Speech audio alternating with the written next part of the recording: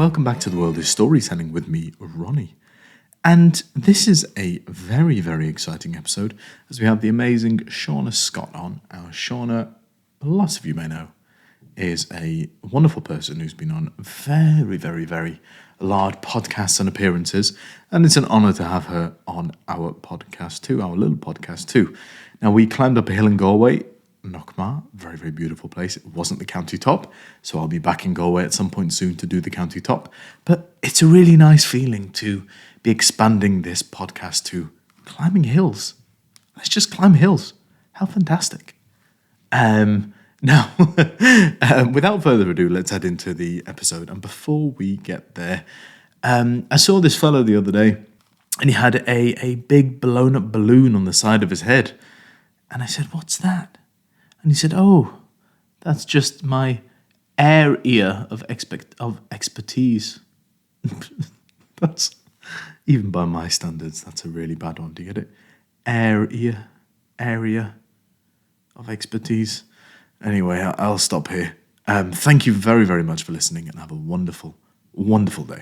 So tell a story, one that is true. Yeah. So it goes, you could do it at a trot, you could do it at a gallop, you could do it real slow so your heart won't palpitate. Just don't be late, do the Puyolip.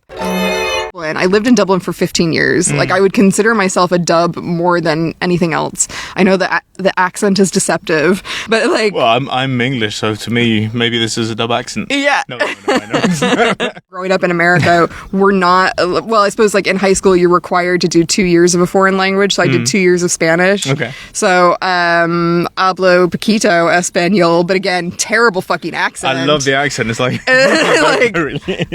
God-awful. Is it working? Yeah, I think so. I'm one of the best podcast hosts you can find. Yeah. I come without the right equipment. Extremely professional. Professional. Yeah. And then I say to you, Shawna, do you have something we can use? Yeah. It's okay. I came prepared with my phone. So welcome to The World is Storytelling. Thank you for having me. So my name is Shawna Scott. I own a little sex shop called sexshoppa.ie. It does what it says on the tin, and we are currently at the top of Knockma in County Galway. We are. And what are we seeing? Well, we are seeing some really gorgeous green fields below. It was supposed to rain today. I was so pleased that Met Aaron lied to us so drastically, because it is sunny with some big puffy clouds. There's Loch Corrib in the background, and then behind Loch Corrib there's some more lovely hills with windmills, which we love. I know some people down the country do not love the windmills, to which I would say, what are you doing? They're gorgeous. When I see a windmill out in the wild, I'm like, oh my God, let's try to get it as close to that as we can. And I've done this tons of times with friends where we'll be like driving around through fields, like down dirt roads, trying to get as close to a windmill as possible. And just when you think like you're close, it's like, oh no, it's actually further away. Oh my God, this thing is actually massive. They're really cool. They make my heart sing. I saw a headline that Tommy Tiernan is against the windmills. Now, did I read that full article? No. So I'm definitely missing context. But if the headline is anything to go by, Tommy, seriously, get your shit together. Yeah. Yeah.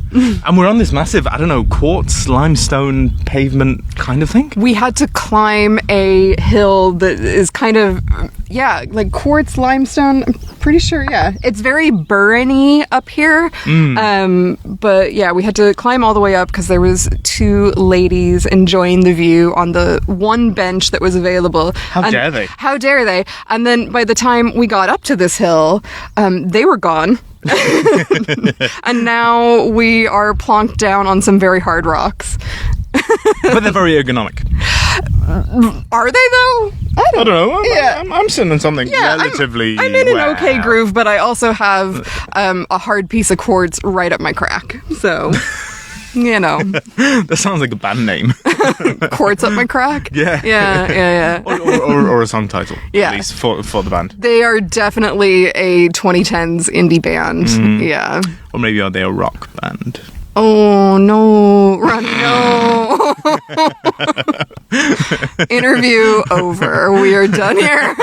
That's for the top of the show. Yeah. That's your dad joke. Yeah. Yeah. Although, do you have a preferred one?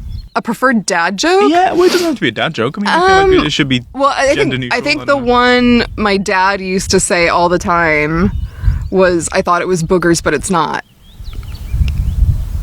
I thought, yeah. that took me a second. I'm sorry to your dad. He said that constantly. Anytime any of us sneezed or had to blow our nose or anything like that, thought it was boogers, but it's not. I was having a really bad anxiety day yesterday. And so I'm really glad to be out, like, on top of a hill in nature, just like chatting with you, because like just the 24-hour news cycle is now like, it's an hourly news cycle. It's minute to minute, and it means you're like stuck to your phone. Yeah. And so how do you find that balance of like wanting to stay informed about like what's happening in the world? Like, what do I need to know to survive and help other people survive?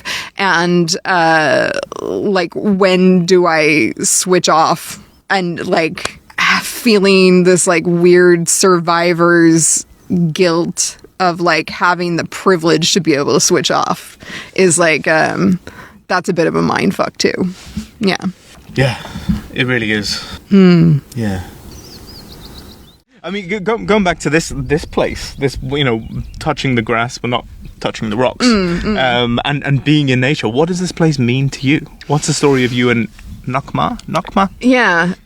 So for me, I mean, this is the hill that's closest to my house. Yeah. Nobody look me up and try to kill me. We are. But yeah, I am based in Galway. Come find me. Don't do that. Unless you're invited. Please don't do that. Go.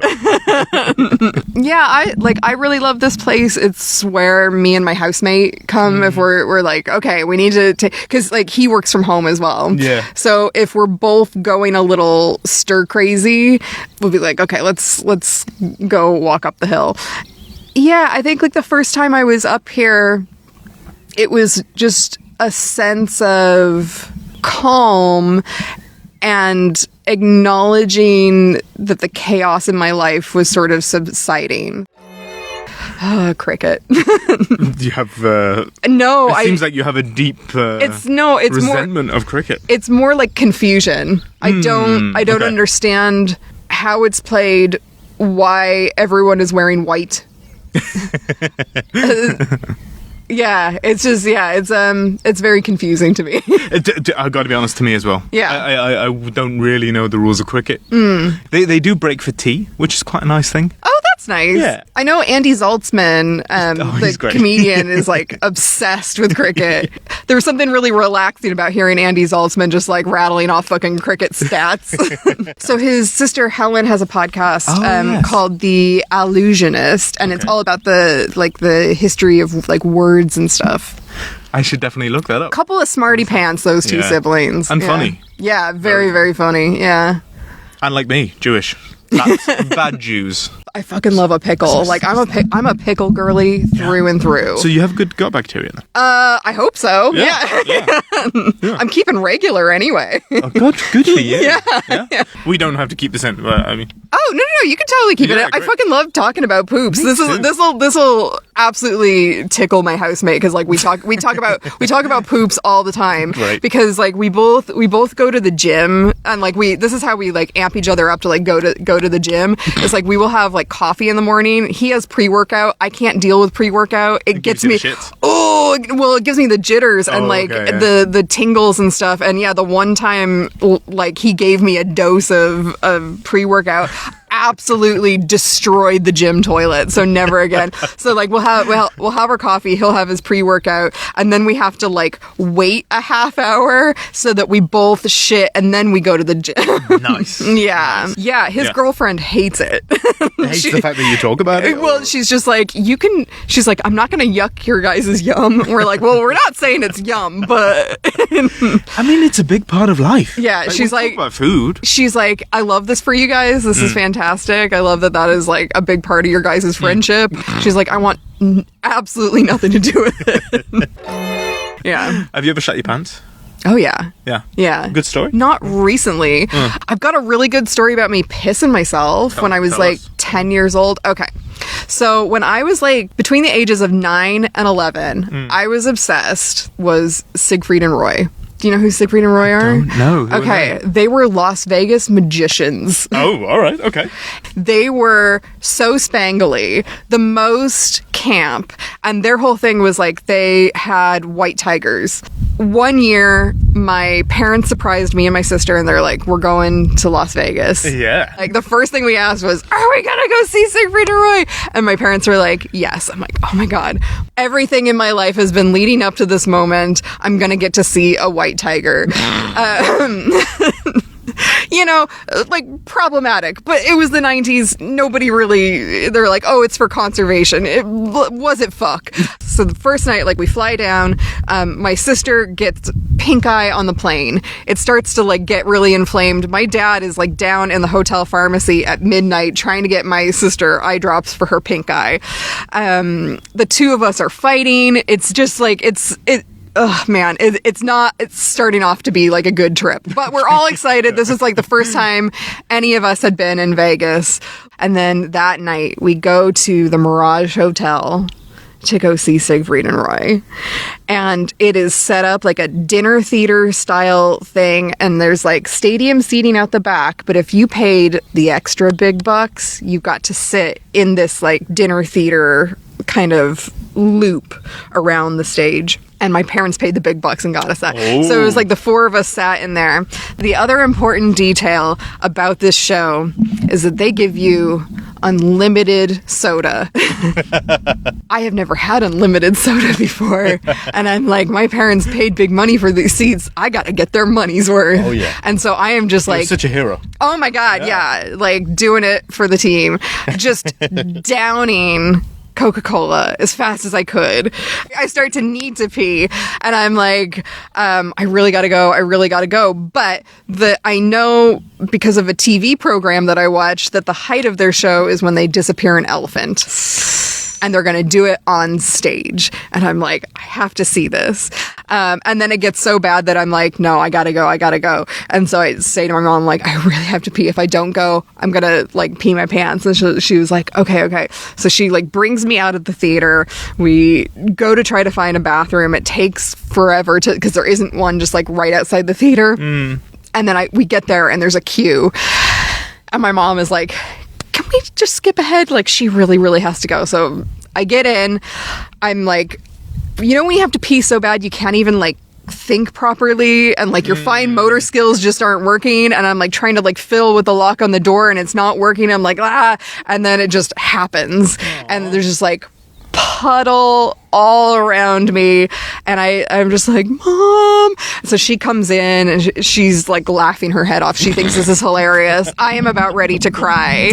She's like, look, it's okay, we'll just she has like a sweatshirt with her. She's like, we'll just put this like around you. So she puts the sweatshirt around me, and I like walk back to the seat, and we don't say anything to my dad or my sister, but the smell is there.